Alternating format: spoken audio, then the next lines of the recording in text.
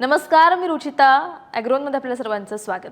पेरण्यांची लगबग सुरू झाली आहे. कपाशीच्या लागवडीतलं अंतर तर आपण समजून घेतलं, पण त्यासोबत आवश्यक असतं खत. पण तुम्हाला माहिती आहे का की कपाशी पिकाला खत हे जमिनीच्या प्रकारानुसार, विभागानुसार द्यायचं असतं. त्यामुळे मराठवाड्यात जी खत मात्रा योग्य आहे ती विदर्भात योग्य असेलच असं नाही. त्यामुळे आज आपण पाहणार आहोत जमिनीच्या प्रकारानुसार आणि विभागानुसार कपाशी पिकाचं खत व्यवस्थापन कसं करायचं ते. त्यामुळे व्हिडिओ शेवटपर्यंत नक्की बघा. सर्वात आधी सेंद्रिय खतांविषयी जाणून घेऊयात.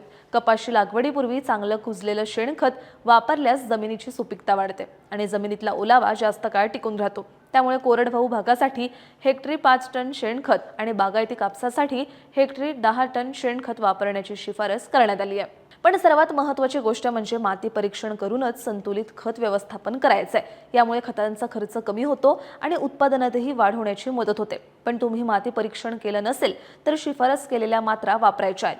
कपाशीच्या खतांच्या विभागानुसार मात्रा या त्या विभागातल्या कापूस संशोधन केंद्रांनी शिफारस केलेल्या आहेत. त्या काय आहेत ते आपण पाहूयात. सर्वात आधी पाहूयात मराठवाडा विभाग. मराठवाड्याच्या कोरडवाहू शेतीसाठी एकूण 120, 60 किलो नत्र, स्फुरद, पालाश प्रति हेक्टर इतकी खत मात्रा द्यावी लागते. लागवडीच्या वेळी 48 किलो नत्र, 60 किलो स्फुरद आणि 60 किलो पालाश द्यायचं आहे आणि नत्र मात्र विभागून द्यायचं आहे. कसं तर पेरणीनंतर 30 दिवसांनी आणि 60 दिवसांनी पुन्हा 36 किलो नत्र द्यायचं आहे. हेच बागायती कपाशीसाठी जरा वेगळं आहे. मराठवाड्याच्या बागायती कपाशीसाठी 150, 75, 75 किलो नत्र, स्फुरद, पालाश द्यायचं आहे. लागवडीच्या वेळी 30 किलो नत्र, 75 किलो स्फुरद आणि 75 किलो पालाश द्यायचं आहे आणि 30 दिवसांनी, 60 दिवसांनी आणि 60 किलो नत्र द्यायचं आहे.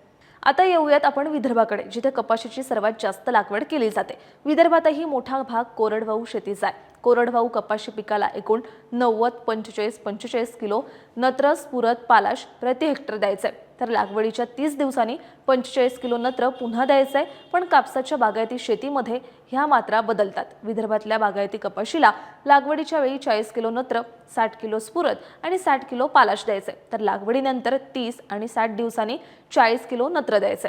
आता उरला खानदेश आणि पश्चिम महाराष्ट्र. खानदेश आणि पश्चिम महाराष्ट्रातल्या कोरडवाहू कपाशीसाठी 100, 50 किलो प्रति हेक्टर ही खत मात्रा वापरली जाते. लागवडीच्या वेळी 20 किलो नत्र, 50 किलो स्फुरद आणि 50 किलो पालाश द्यायचे आणि उरलेलं नत्र 30 आणि 60 दिवसांनी द्यायचे.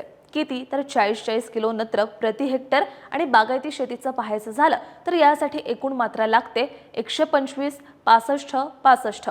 लागवडीच्या वेळी 25 किलो नत्र, 65 किलो स्फुरद आणि 65 किलो पालाश द्यायचे. तर 30 आणि 60 दिवसांनी 50 किलो नत्र प्रति हेक्टर द्यायचे. या खतांच्या मात्रा तुम्ही सरळ खत, मिश्र खत, विद्राव्य खतांमधून देऊ शकतात.